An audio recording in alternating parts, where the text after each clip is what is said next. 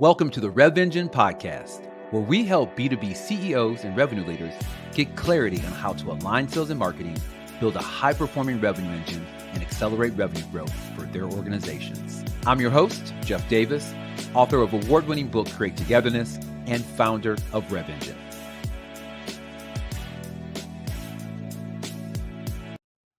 Hey everybody, it is Jeff Davis with another episode of the Rev Engine podcast, where we help B2B CEOs and revenue leaders align sales and marketing, transform their revenue engine, and accelerate revenue growth. I today have none other than Mary Shea, who her official title is VP Global Innovation Evangelist at Outreach. I, however, have known her for a number of years in a number of different capacities. We've worked out together. We share a love and passion for fitness. She has ties back to Chicago many, many years ago. I know she's gone on and moved and done amazing, great things, which she continues to do. But I know her as Mary Shea. So I wanted to invite her on the show. She has, as always, some really actionable insights that are based in deep research, that are based in observations that she's seen with companies. And I really want her to come in, especially and really to help us understand what is going in the market and the shifts that organizations need to make in order to be successful in the new world of B2B. So I'm going to get out of the way and Mary, let you share a little bit about your background and how you got to where you are today before we dive into the conversation. Well, first of all, Jeffrey Davis, thank you so much for inviting me onto your show, and I love your podcast. Well, thank you. I appreciate it. Is this different than my regular voice? Is this the podcast voice? You've set a very high bar, so I'm going to try to deliver as well. But okay. Yeah, as Jeff said, we've been friends and colleagues for many years now, and we do hail from Chicago. So it's so wonderful to see you and to get to spend some time with you. We don't get to do that enough now that I'm on the East Coast. So now I just had to create a podcast so I can hang out with you. There we go. I think that makes a lot of sense. But I'm sure most of your audience knows my background. I've been in and around the space in sales and marketing, technology. I was at Forrester for a number of years as a principal analyst, where I really looked at the emergence at that time of the sales technology landscape. And I looked at the future of buying and selling in the business world. So like yourself, I'm a bit of a futurist, looking at what's happening today and connecting the dots with data and conversations and keeping my ears to the ground to make predictions around what I think is going to happen from a trend perspective in the future. And then I spent a lot of time also talking about social equity and looking at diversity, equity, and inclusion within B2B sales. And so, yeah, that's what I did at Forrester. I've been at Outreach now for almost 2 years and love the role. As you mentioned, I'm an evangelist for the company. And for those of you who don't know what that is, it's essentially like an in-house analyst. So I'm doing many of the same things that I did at Forrester. I conduct qualitative and quantitative research quite regularly so that I can continue to point the market, our customers and potential customers in the right direction and help them prepare for some of the big changes that I see coming down the path. I support our amazing sales team on high value opportunities that we have, whether those are enterprise accounts or other types of accounts, and help them get up to the C-suite and have really meaningful conversations. And I have my own podcast as well, which I think you know, and you've been on it. It's called the Revenue Innovators Podcast, and we'd like to have fun on that show.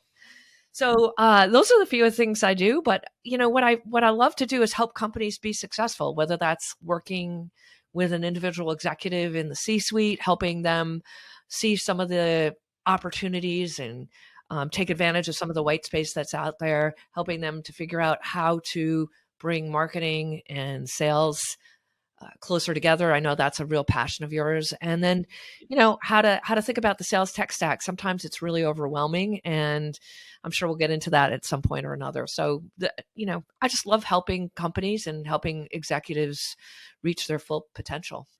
Yeah. And that's why I love having folks like you on the show is, I very much have the same energy around just wanting to help companies do it differently and do it better. I have been on both sides of the fence in sales and marketing, and just got to a point in my career where I realized it's like you guys can benefit so much from working with each other in a different way. I know people are working hard and they're doing the best they can do, but I just feel like having conversation with folks like you that have visibility in different parts of the business can really help us and companies out there achieve better results. So the first thing I think I want to start off with asking you is, it's no secret a lot of companies are not hitting revenue targets for a number of different reasons. What are the key challenges, or what do you see as the key hurdles currently that are preventing organizations from really hitting their number? I know there's more than a few, but what are the ones that are bubbling to the top for you? Well, I think when you think about the numbers for the year, and I did some research that showed about 70+% of B2B organizations globally have adjusted their revenue targets down for this year. Okay. And a large number of organizations expect to have flat or lower growth the following year. So when you think about not hitting your numbers for 2022, when we started out the year, I think we had a different vision of what that year was going to look like in terms of how we were going to be able to grow coming out of COVID. Yeah. But unfortunately, we saw a sovereign nation in Eastern Europe get invaded by Russia. We had inflation on the horizon. We have energy issues. We have China's uh, no tolerance around COVID policy. All of this amalgamation of challenges coming together after we did relatively well from a business standpoint during COVID. And I just think it's been a perfect storm that has created an environment where there are significant financial headwinds. Whether we're in a recession or not, you and I could probably debate that for a while. I know we had our GDP in the last reporting segment I think it was 2%. Mm-hmm. But the macroeconomic conditions are so difficult that companies are really, really struggling. And I think I've been around for a little bit. This is my third recession in the business world. And, I don't want to say it was too easy before, but if you don't really refine your go-to-market motion, if you don't have the best talent that you can possibly have, if you don't have tremendous coordination and collaboration between marketing and selling and other folks in the go-to-market organization, and if you don't have top-tier tech, you're going to struggle. And what Yeah. you find is when you really get into it, there's a lot of softness in the system with companies. And the larger the company, the larger, the fluff is. And you've got to, as a business leader, really dig in and figure out where you can close those execution gaps, whether that's Mm-hmm. with talent, whether it's with tech, whether it's with process, and what have you. And so organizations that are going to be able to get successful during this very difficult period are the ones that are going to embrace all of those items I just mentioned. Yeah. And I'm going to challenge even my kind of vision for the podcast and something that I said about accelerating growth. Do you feel that that should be the focus moving forward, or should companies be focused on something else? Is it even possible to accelerate revenue growth in this sort of kind of economic condition? Well, I mean, anything's possible, right? Especially if you're starting with a $5 million book, right? But you and I work with larger companies for the most part. And, absolutely we can drive growth, and outreach is going to have tremendous growth this year. I think the thing that's Okay. changed is that there was sort of an environment where heads of sales, chief revenue officers, chief growth officers, what have you, were focused so much on that top line growth, right? And then figuring out you've got the lifetime value of the customer, and let's just land, and then we'll expand, and then the rest will fall into place. Well, now the financial markets, the bankers, the analysts, the strategists have told us we don't want growth at all costs. We want profitable growth. So growth is going to be important always, but I think we're going to start to see heads of revenue be more focused or very, very keenly focused on driving margin growth. And I think that's Okay. the new thing that we'll take out of this downturn. So what would you say? Because I know, times like this, and to your point, I've been through a couple of these cycles. Times like this, you stereotypically get leaders that fall into two camps. And I would say one is to hunker down and do what we know it works. And then the other one is to take this as an opportunity to retool, reassess, and deploy differently. I would probably say that I'm in the camp of the second, right? Well, of Like, course we you use are. recessions. Of course I am. You wouldn't be having a show like this if you weren't, right? That is It very would be true. so boring to talk about the first. However, especially in companies that have been established for a while, you run into a lot of headwinds with leadership that are, I would say, cautious, are conservative. What do you share with those sort of leaders to really get them to potentially think different about retooling the way we go to market, talent, tech? Because these, I feel, are a lot of big shifts that need to happen that may feel very different than historically we've needed to do. I guess I was giving you a little bit of a tongue-in-cheek answer, but of course, there are traditional larger organizations that tend to move slowly, and I think when you come up against challenges like we've had, which I will say is a 1-2 punch between a global pandemic and now global economic downturn, it's a lot over the last 3 years. The natural inclination of many people is to hunker down, is to protect the base. Let's, look at our existing account base. Let's drive growth through our installed base. And yet, new business, net new logos are the lifeblood of any company if you want to move forward. Yeah. So I go back to, I think it was Winston Churchill that said, never waste a good crisis, right? Use it as an opportunity. And I think the companies that are going to be very successful coming out of this downturn are the ones that, of course, are sensible and pragmatic in terms of how they're running their business and their financials, but the ones who are willing to say, hey, this is a good time. Maybe I should just go out and acquire talent that's off the charts and better than I've ever had before, because there's a lot of talent on the beach right now.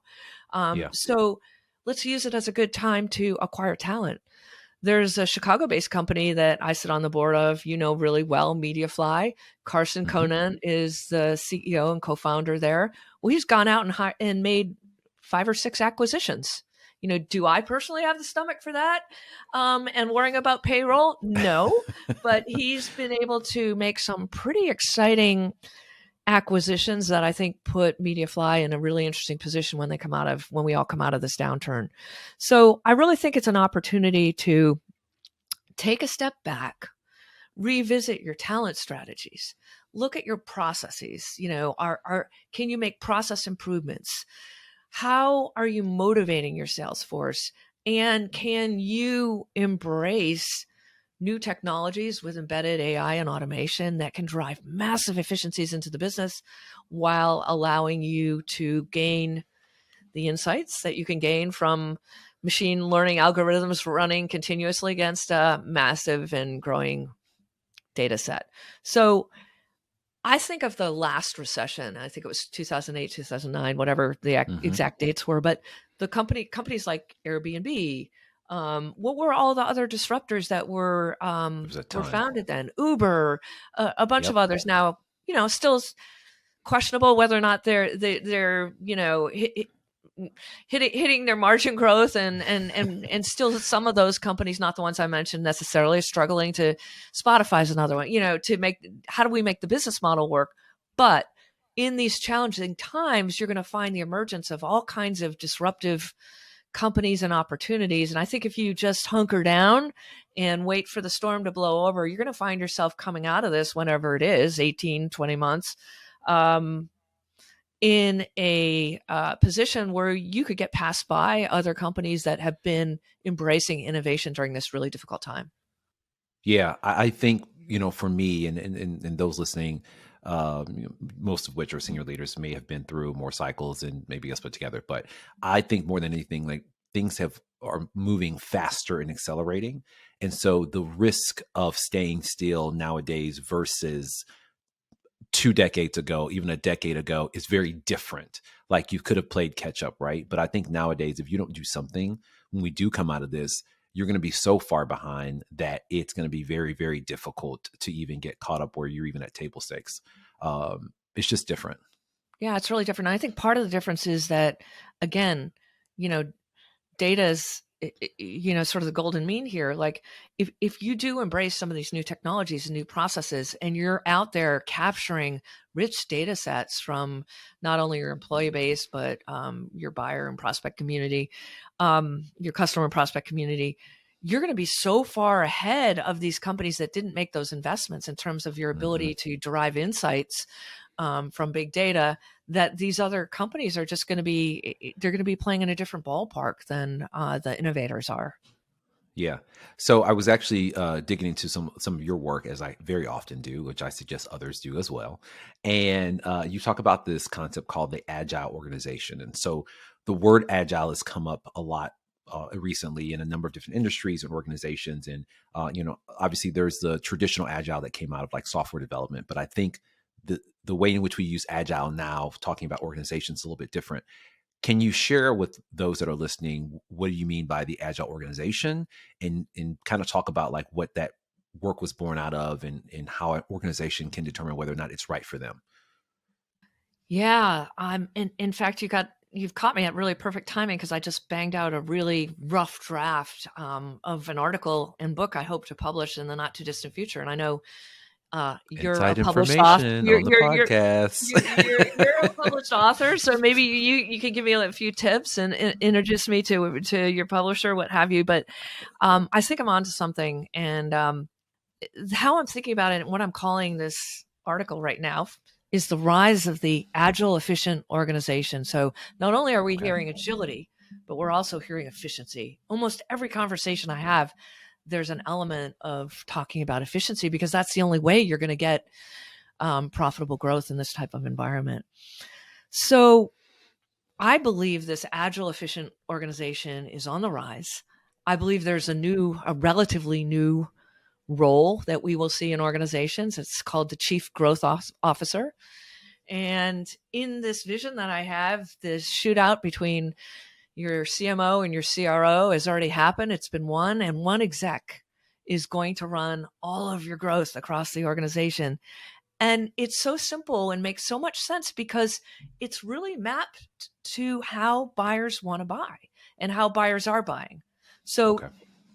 it really starts with the buyer behavior versus the political conversation, or I'm frustrated because marketing doesn't report into me, or I'm frustrated because sales doesn't close all the great leads I give over to them. But rather, the way buyers are engaging with selling organizations is really different. So they want to engage in remote and digital capacities. They are adding more and more folks to the evaluation cycle. Buyers, and I think there's some stats around there that says 70% of the research is done before they even want to engage that seller. So they're Right. going to G2 Crowd, or for another Hmm. Chicago-based company, they're doing research, they're downloading digital content, they're doing an ROI calculator on your website, and they've kind of made up their mind, and then they want to talk to a seller at some point, depending on what type of selling motion you have. But what this means on the sell side is that the time sellers have to influence and impact that buying decision is becoming smaller and smaller and smaller and smaller. Simultaneously, marketers can no longer focus just on top of the funnel and ABM programs. They have to support the buying journey because so much of it is done on their own from soup to nuts. And they have to support the selling organization, the sellers, across the entire revenue cycle. So marketers are having to go much, much deeper into the funnel, and sellers are having less ability and less time to impact those buying decisions. So that's happening on the one side. And then, just like COVID massively accelerated the digitization of the buying and selling process, I Hmm. believe this global economic downturn that either we're in or we will be in is going to massively accelerate this smaller, more agile organization.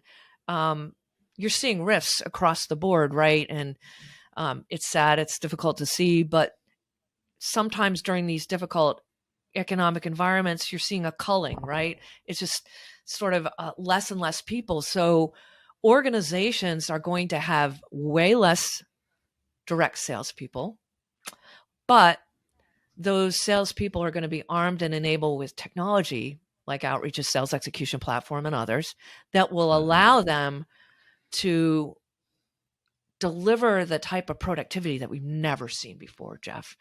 And so I'm already seeing in my quantitative research that 68% of business leaders are saying, I'd rather invest in an innovative sales technology, and I'm going to take sales headcount and I'm going to apply that to tech. Okay. Remember when back in the day, like when we were working, when we were running things and consulting, you'd be like, oh, Jeff, you need another 10 million in your quota. And then you'd say, okay, Mary, I need another 15 salespeople. I need Right. $1 million a person. And then I need 5 million in over assignment. Well, that luxury is not going to happen. And this environment will absolutely take that out of the equation. So you're going to see smaller selling organizations. You're going to see an inability to get three, 4, 5, 6, 7 times pipeline coverage. You're going to go with smaller but higher quality pipelines. Okay. And you're going to see marketplaces in the business world, the hyperscalers like AWS and Google and Oracle and Microsoft. People are going to be doing a ton of business in B2B marketplaces. So you need someone to cover direct and indirect sales. You need someone to cover the market. You need someone who's going to do the post-sale stuff. You need someone who's going to handle all the digital transactions and all the different digital routes that I mentioned. You need your RevOps folks. And then you need your evangelists and enablement folks who are going to support everybody. And it's much smaller. Well, it's almost like I feel, because you know a lot of the stuff you're talking about, I've mentioned in the book, and I've written several years back, and I just feel like a lot of times, and I don't want to do this in a very like cavalier way, but there's this tsunami of change that is coming, and I don't know that everybody like really feels or really like understands truly how much the game is going to change in a very short time. And one of the things you made me think of when you were speaking was our sales leaders needs to prioritize the coaching of different skills and capabilities than we historically have with traditional sellers. And a lot of that is being driven by, instead of increasing your headcount, it's pulling effectiveness and efficiencies out of the reps you already have and coaching to increase their effectiveness. So talk a little bit about how you've seen sales leaders change their approach, because you're right. It's just stereotypically it would just be like double my sales force, and like we expect them to hit 30%, whatever that looks like. Right. So that is a massive shift of, now I've got to have a different thought process about coaching and empowering with my current headcount. What have you seen be successful when it comes to that? Yeah, it's so interesting that you said that, because I was talking to a COO of $1 billion plus company the other day, and she said, I'd rather invest in the talent that I have. I'd rather have, I don't want to go out and get a bunch more talent. I want the talent that I have not to be burnt out, not to be spending their time on low value activities. I want them to be more successful. And, that's a real mind shift. And I have to credit her for having made that mind shift. What's interesting that you talk about the coaching, because I've been spending a lot of time on thinking about that lately, because I recently took over enablement for outreach. Oh, nice. I handle enablement, evangelism, and also our cloud-based marketplaces alliances. And 12 months ago, we had 20 enablement professionals. Do you know how many we have today? Take 10. a guess. We have 3. Oh, wow. Now, I wouldn't mind a few more headcount. So, Manny, if you're listening, plug. Everybody's budgeting right now, so I wouldn't mind, a few more headcount. But the point is, I've been spending a lot of time talking with Harish Mohan, who is my co-host on the pod, and also he's running sales right now for outreach globally. And he came up with this term, active enablement. And the way I'm thinking about it is agile, you're the agile enablement organization and more active enablement. So he really pushed me to say, Mary, you need to create an enablement organization for not a high growth marketplace, but for for a marketplace where, we're going to have less people. in the organization, where we're not growing at all costs, where we want to drive profitable growth. And so now what we're doing is we've completely retooled enablement and outreach. We've got coaches that sit in every team. They're on the street, they're coaching left and right. We are simplifying our pitches. We're doing pitch contests. We're doing a lot to enable our sellers to be able to have very, very effective conversations in the marketplace, and less of this, big programmatic stuff that, you would have done in enablement when you were growing hand over fist. So we are coaching, we are training, we are going through our conversation intelligence tool, which we call Kaya. We're looking and analyzing all of the words. We're going back to coach reps on how to improve their interactions and engagement. And so to me, that's sort of the active enablement that I think companies are going to have to embrace as this marketplace becomes more and more difficult to sell in. So I think that's a good segue to start talking about the evolution of sales tech. So, I kind of have to straddle both sides of the fence when it comes to MarTech and sales tech, because, I'm really all about like aligning the two functions. So MarTech, we know, is a much more mature landscape, field, et cetera. They've been around forever. The was it MarTech 2,700, 7,000, 9,000, 10,000, who knows what it is now. Sales tech in comparison said, is it 9,000 now? Oh, I don't know. I just think, I don't know. I think it's 7,000. Whatever. We'll call Scott Brinker and get him to confirm. There we go. I was going to call Jay McBain. He's got all the charts and the logos. We'll call him too, because their stuff is still going crazy. But on the sales side of things, it is, in comparison, right, very much in its adolescence of evolution, but it is evolving quickly. So I want to get to, how do we think about implementing technology into the salesperson's work stream, workflow, in a way that makes them more efficient, effective. But I want you to kind of give people perspective of the evolution of sales tech first, because I think that would be helpful for context. And then we'll get into the workflow conversation. Yeah. And I'll happy to do that. And I'm actually going to say, I think we're a little bit more than our adolescence. I think we actually might be in our early 20s. So okay, we'll go with that. We can officially get in the bar now. Yeah, exactly. Right.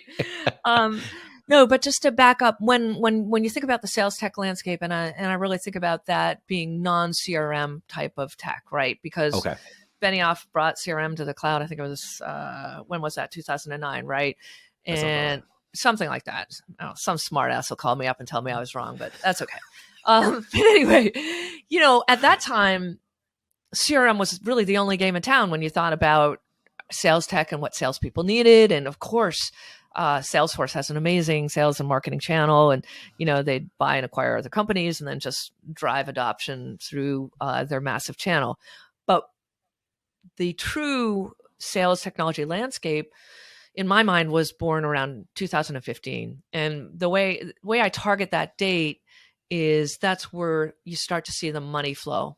So, and this was about probably 10 years after we saw the tremendous consolidation with marketing automation and what was possible with marketing automation. I may not have the dates right, but you know what I mean. And so these companies like HighSpot, Savo, Seismic, a little bit later, Yesware, ToutApp, some of the earlier players wanted to take the incredible direction for marketing, except put it in a one-to-one versus a one-to-many type of setting, right? And so that's when you started to see these companies get funding, which would be very small by today's inflated standards, even brought down a third or 2/3 where we are today. But you started to see these companies get funded, and people start to pay attention, and analysts start to follow them. What happened around 2020 is you had a massive amount of sales tools or solutions that were just single product solutions. And outreach was that at the time, with our core product, which was Engage, which when everyone thinks about outreach, they think, oh yeah, that's going to be for front of the cycle reps and help them manage their omni-channel outbound activity. Well, yeah, that was several years ago. That was 5 years ago. Now we have many products that are part of a multi-product platform. So circa 2020, these technology providers took the next natural step, which was we're going to move and evolve from being a single product provider to a multi-product platform. Some did it effectively, some didn't. And then simultaneously, you started to see sales technology buyers say, I don't want to be the systems integrator of my own, my own systems integrator. I want to run sales. I don't want to deal with all these disparate data silos. And it's a pain to manage so many different vendor contracts. And so simultaneously, you started to see business leader push their vendors of choice, their preferred vendors, to do more and to derive more value from them. And we saw a lot of M&A happen back at that time. And so now, I sort of would call this 2021 was consolidation. Now we're in what I call platformization, which is all about a platform. And everyone, especially given the economic conditions, wants to consolidate down from 3 tools to 1 tool or 10 to 7. And so the companies that have been able to innovate, like Outreach and others, and that successfully have a range of products across the entire revenue cycle for all of the personas that engage there, are the ones that are going to be really successful. And so we're having many, many conversations with CROs and saying, you have, I don't want to name names. I don't want to get in trouble from any competitors. We're all frenemies anyway, but you don't need this, you don't need that, you don't need this. And if you come on to Outreach, you have everything from, that's going to help everyone execute, from forecasting to deal management to, digital sales rooms to your cadences and so on and so forth. And so it's really exciting time to be able to help companies save money, get more from their data, and naturally lean in to a provider like Outreach and others. But you bring up something interesting that I think goes back to the workflow comment that I mentioned before. As a sales leader, as a CRO, or whoever it is in the organization, how do you kind of help them assess what is necessary in order to empower their sellers from a technology standpoint and introduce it, implement it in a way that doesn't cause more work and more burden? Yeah, chaos. Yeah, it's interesting. You hear so many times, well, we don't need another tool, right? I'm sure you've heard that too. Never heard that. Never heard that. No, we don't need another tool. Or our salespeople have, cognitive overload, or salespeople will just simply not ingest another tool. And so, it's a multi-pronged process. One is what I typically do is go in and evaluate their stack. Usually they have duplicative elements, things that they could be getting, from one vendor that they're getting from multiple vendors. And then there's usually some big gaps. So I identify where they can reduce and then where they might have a very big gap that's preventing them from being super effective. And then you just kind of prioritize, like on the sell side.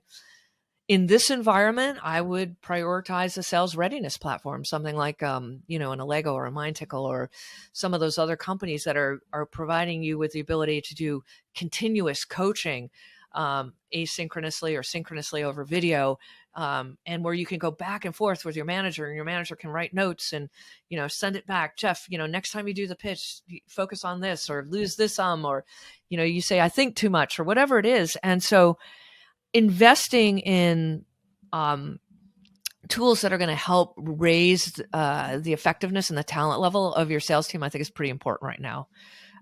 So you just have to prioritize. Yeah, no, I like that.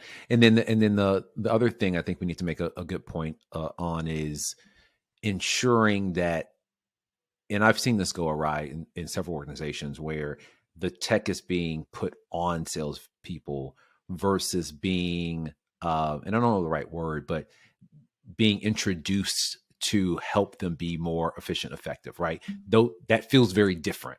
So maybe share some thoughts with those sales leaders that once they've identified the right technology, how do you actually introduce that into the organization in a way that your sellers feel empowered versus burdened?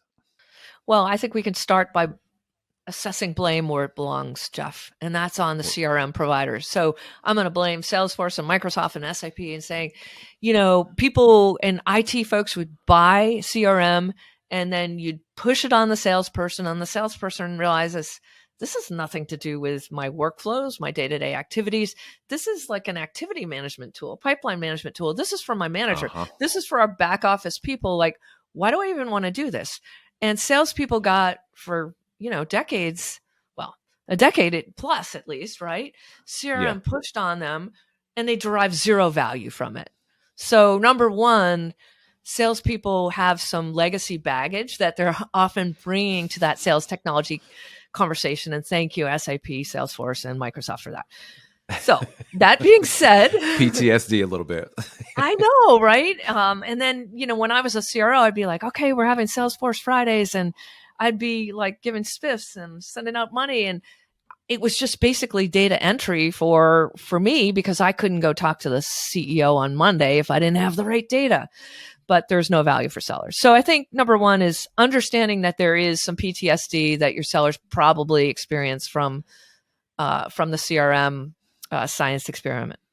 The next thing is that, and this is what I do a lot of and love to do, is you have to educate folks. You need to help people understand the world of buying and selling is changing. You need more sophisticated tools to be able to engage at scale at the level of personalization that these buyers are expecting. You need visibility into the dark funnel before you reach out and have that call, so you know where they are on the buyer's journey. And so I go out and evangelize and educate, and I do a lot of SKOs and help people understand how buyers want to buy, and how it's going to be pretty impossible to deliver that experience without some of these tools, Jeff. So that's the next thing. And then the third leg of the stool is I encourage companies to bring in, I don't want to create complete chaos when you're evaluating a new solution or a new provider, but bring in salespeople across regions or product lines into some of those sales conversations, so that they're not on the back end of, oh, we bought this for you, Jeff, now you're going to go use it, versus they're sitting with a vendor and helping the vendor understand their particular use case. And then, of course, if they're listened to and you're able to do some level of customization, they become the best advocates for your program going forward. It's so simple, but you know this from your consulting work, and nobody does it. Yeah. So there's two things that came out of that. I mean, there's a lot of great stuff, but I think first and foremost, positioning whatever product tech you choose to adopt as a tool in the salesperson's toolkit in order for them to be more efficient, effective at their job, right? Versus saying, "Oh, we're throwing some new technology. You have to use this now." It's subtle, but it feels very different, and it feels like you're adopting something to help me actually do my job better. And at the end of the day, that means that I make more money. The other thing you talked about is bringing salespeople in early. I will say one of the reasons that my transition to marketing, and this is just a self-assessment, of course, was fairly successful, and I was doing some high-level, like, national rollouts of programs, was I innately knew that I had to get sales involved early. I wasn't a traditionally trained marketer. Yes, I got my MBA and everything, but I was working with traditionally trained marketers that had never had field experience, and they were brilliant people, brilliant strategists. But I was boots on the ground. And so it didn't seem like a stretch for me to say, can you identify some reps for me to talk to, top performers, middle performers, maybe bottom, depending how bad they are. Because I want to get, if you're about to manage them out, I probably shouldn't get them involved in this project. So let's just say top and middle performers. You could say maybe B minus. Yeah, B minus. Right. But the D's, I really don't want their opinion. I agree. Yeah, because I'm like, you're probably not going to be here, and that's whatever. Where that's going. But first of all, selfishly, I wanted to get the insights on what they needed and what the real problems were, which sometimes get scrubbed by the time you get to senior leadership. Let's call a spade, right? And then the second one I knew is that not only would I get insights from them, that if I were to help them feel like they were a part of the process of what we were doing, they would become our ambassadors. They would go to the field and sell it for me. And the reality of things is I didn't have the time nor the seniority to go to every single salesperson across the US, right? I can't do this on my own. I can't sell my ideas and programs in that way. But I totally agree with you. It's an underutilized resource. And stereotypically, reps are excited to get involved in those sort of things because it's something different than their day to day. Yeah. Yeah, they do. I mean, well, this is a whole other podcast topic, which is, We'll just have you back on. yeah, intrinsic versus extrinsic motivation, right? I mean, Yeah. you and I know this, that there's stereotypes around salespeople, but many of the salespeople, including myself, like, I wanted to be a hero for my organization. I wanted to be seen as someone who was like setting the pace and bringing others along, learning and sharing everything that I could. And so salespeople love to have that kind of opportunity. And Yeah. I think yourself, having carried a bag and been in a sales organization, it's so invaluable to just bring that mindset over to marketing, because there's a little bit of, the skills are very different, and there's, the DNA is a little bit different, but you know that by talking to salespeople, not only are you enlisting and engaging them and helping your rollout be more successful, but these folks can actually potentially help you avoid a terrible and costly mistake. Yep. And so I just think I love marketers who've actually carried a bag, and I wish we had more of them. Yeah. Well, I mean, I will tell you the transition from sales to marketing was, let's just say it was a chasm to get across. And even with the MBA, I was, and mind you, the things have changed and they've gotten better, but I just was so frustrated by, people's lack of ability to see a successful, for all intents and purposes, salesperson transition to a marketing role. They couldn't see it. And I'm like, what else do I have to do to demonstrate that, like, I've done what I need to do in order to be able to make this transition? Yeah, So those stereotypes really bother me, because, I mean, you're being humble, but you have an MBA from one of the top business schools in the world that's known for its quantitative, for its quant school, and like, I am certain that you walked into that marketing organization with a lot of great ideas and capabilities. So yeah, it can be difficult. Conversely, I'd love to see, you know, I'd love to see marketers go sell for a little while. And I know, our friends Justin and Julia, who are out there yes, doing Hype Cycle, and I really love the concept, because you get a chance in this virtual environment, interactive virtual environment, to walk in some other people's shoes, and I think that just contributes to being a much more well-rounded executive.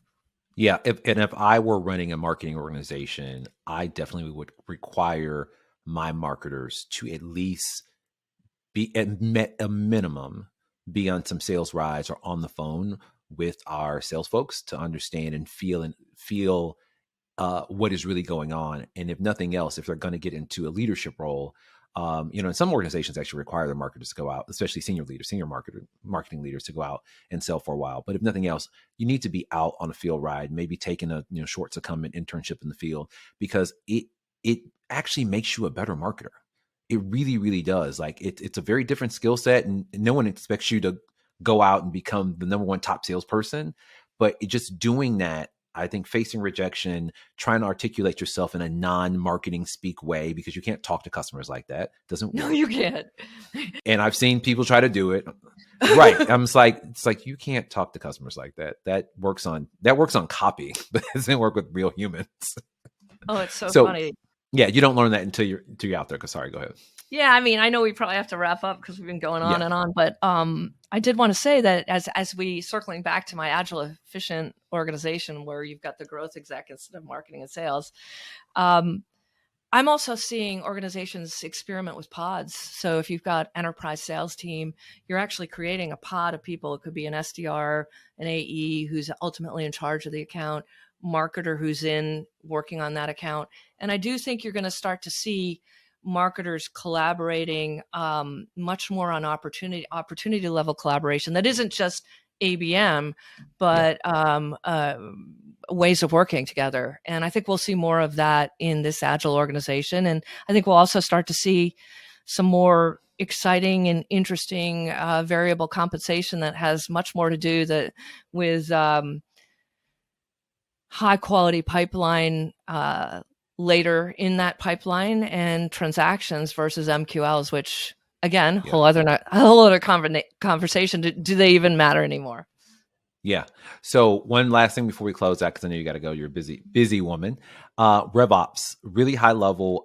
What is it? Because I've seen a rise in the whole conversation about RevOps. I know it's not fully adopted across all industries, but those industries or those leaders that are listening that may not be familiar with RevOps or may not have that role, what is it? How can they know if it's something that they should invest in?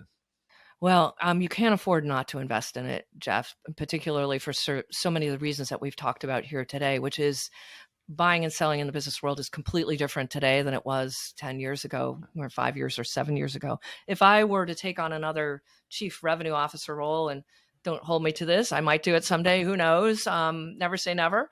The first person I would hire would be my RevOps leader. And that person is, into the data.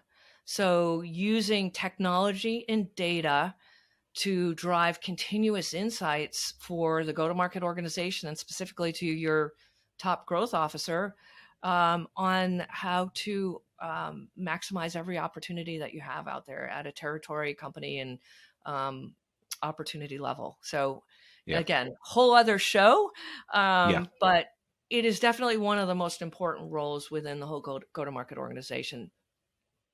So I would say definitely for those listening that may not be familiar with RevOps or may not have that role in their organization to, look at Mary's work or do a little bit of research, because I think it's definitely a role that more organizations should consider and learn about. So with that said, how do those listening find Mary Shea online? How do we get in contact with you if we want to learn more about you and your work? Well, thanks for asking. I mean, I'm out there on all of the social platforms, so I'm pretty easy to access and find. I am very busy and I travel a lot like you do as well, but you can find me on LinkedIn, you can find me on Twitter, and you can email me directly at my .io email at Outreach. So anyone who wants to continue the discussion and any one of the other channels, I'd love to do it. Love it. Mary, thank you so much. I know you're a busy woman. I appreciate you taking time. A great conversation as always about what sales leaders should be, revenue leaders should be looking at as far as transforming the B2B organization for the future. So again, thank you so much. Thank you so much for your time. Thanks for having me, Jeff. All right. Bye-bye. Thanks for listening to the Rev Engine podcast. I hope today's episode provided you with some actionable insights that will help you begin the process of transforming your organization to a high-performing revenue engine. If you found today's episode valuable, we ask that you support the show's growth in 3 ways. First, share the episode with your friends and colleagues. Second, follow me on social media at Meet Jeff Davis on LinkedIn, Instagram, and Twitter. And finally, give us feedback on who you'd like to see on the show next. That's all for this episode. We look forward to having you join us next time where we continue the conversation on how to build a high-performing revenue engine.